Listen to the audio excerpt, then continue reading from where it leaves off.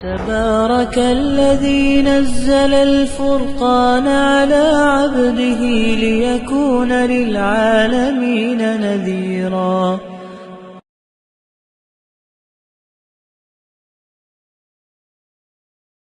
السلام علیکم ورحمۃ اللہ وبرکاتہ. سوشل میڈیا پر ایک ویڈیو دیکھا تو دیکھ کر بہت افسوس ہوا. ویڈیو یہ تھا کہ ایک بندہ قرآن پاک کی جو آیت ہے وہ پڑھ رہا ہے اور اس کے ساتھ وہ میوزک لگا کے اس کو پڑھ رہا ہے، بلکہ پڑھ تو نہیں رہا، میں اس کو بولوں گا کہ گا رہا تھا. یعنی کہ وہ اس طرح اس کو ادا کر رہا تھا کہ جیسے گانا گا رہا ہے وہ، مطلب کہ لگ نہیں رہا تھا کوئی وہ تلاوت قرآن پاک کر رہا ہے، وہ اس کو آیت کو ایسے کر رہا تھا جیسے وہ گانا ہے، گانے کے طرز پر اس کو پڑھ رہا تھا. اللہ باللہ. رسول اللہ صلی اللہ علیہ وسلم نے موسیقی سننے سے منع فرمایا، میوزک سننے سے منع فرمایا، مگر آج ہم نے کیا کیا؟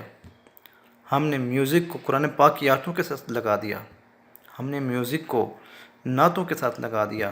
ہماری دعاؤں میں میوزک ہوتا ہے، حتیٰ کہ ہم نے آج کل درود و سلام کے ساتھ بھی، درود شریف کے ساتھ بھی ہم نے میوزک لگا دیا. یہ کیا ہے؟ میوزک سننا حرام ہے، مگر آج کل ہم نے ہر ایک چیز کے ساتھ میوزک لگا دیا.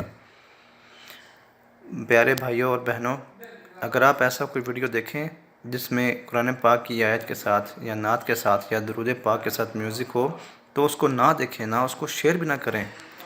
جس نے شیئر کیا اس کو سمجھائیں کہ بھائی بہن ایسا مت کرو، یہ بہت بڑا گناہ ہے کہ آپ میوزک کو آیتوں کے ساتھ استعمال کر رہے ہو، نعت کے ساتھ استعمال کر رہے ہو، درود شریف کے ساتھ استعمال کر رہے ہو، اور دعاؤں میں بھی میوزک جو ہے نا وہ آپ استعمال کر رہے ہو. یہ بہت بڑا گناہ ہے، اس گناہ سے بچیے. یاد رکھیے، میوزک سننا حرام، اس کو شیئر کرنا حرام، اور اس کو سننے اور سنانے کا سبب بننا بھی حرام ہے.